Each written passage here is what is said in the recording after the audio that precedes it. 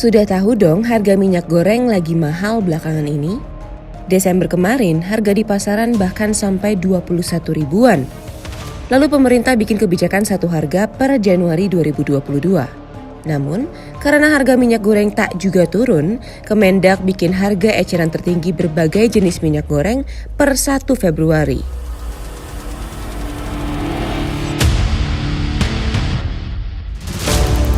Yang cukup bikin rame, ekonom Faisal Basri menyebut harga minyak goreng tinggi karena ulah pemerintah. Yuk, cek penjelasannya. Saya katakan di tulisan saya, ini yang bikin ulah ya pemerintah. Karena menjadikan CPO komoditas bersaing antara untuk perut dan untuk energi. Menurut saya yang namanya komoditas pangan tuh, ya dikembangkan di jalur pangannya aja deh, jangan buat energi. Energi cari dari yang lain, supaya perut dan energi tidak bersaing. CPO di dalam negeri tadi naik, pasokan di dalam negerinya naik, tapi disedot makin kencang oleh biodiesel. Pertanyaannya kenapa? Kok senang banget pengusaha CPO itu jual ke biodiesel? Karena harganya bagus, harga internasional. Pabrik biodiesel ini kan dia kalau harga sawit tinggi, harga CPO yang dia jual ke biodiesel juga tinggi. Karena berdasarkan harga internasional yang lebih tinggi daripada harga di dalam negeri. Pertanyaannya, kenapa perusahaan biodiesel mau beli dengan harga internasional padahal harga solar kan nggak naik-naik? Ya kan, harga solar kan 5.500 terus. Subsidi dari pemerintah. Pemerintah sendiri punya program B20. Gara-gara program ini, penyerapan crude palm oil atau CPO untuk biodiesel meningkat setiap tahun. Di sisi lain, pemanfaatan CPO yang dulu dominan untuk industri pangan malah turun.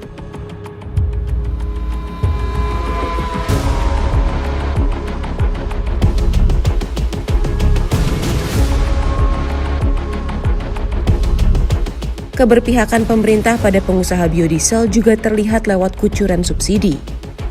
Faisal juga menepis faktor stok CPO dan kebocoran ekspor yang disebut-sebut sebagai penyebab tingginya harga minyak goreng. Katanya para produsen CPO itu, ini kan minyak goreng kan dari CPO, bahan baku utamanya.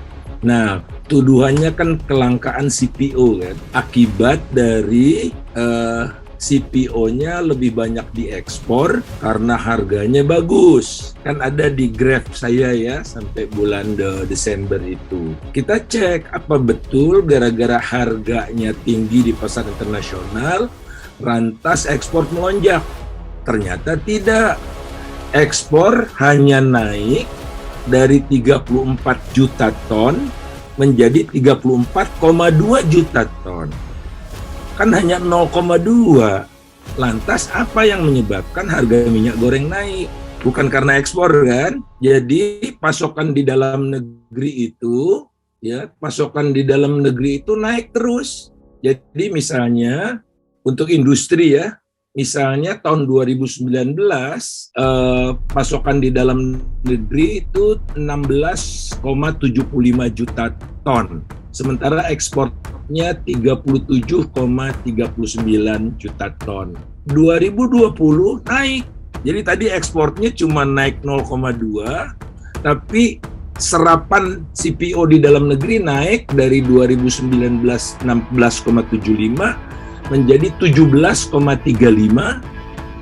juta pada tahun 2020 dan naik lagi jadi 18,42 juta, naik terus. Jadi tidak benar kalau misalnya ekspornya naik ya, kan dalam negerinya turun, ini enggak. Jadi kenaikan penjualan CPO di dalam negeri jauh lebih besar dari kenaikan ekspor CPO.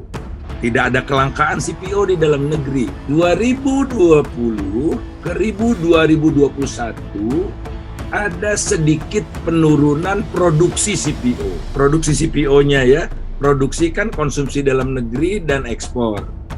Jadi produksi CPO 2020 itu 47,037. 47,0 deh ya. 2021 turun menjadi 46,89. 46,89. Tapi kan kecil ya penurunannya juga. Kan menarik, kenapa produksi turun tapi penjualan di dalam negerinya naik. Artinya tidak langka di dalam negeri, CPO tidak langka.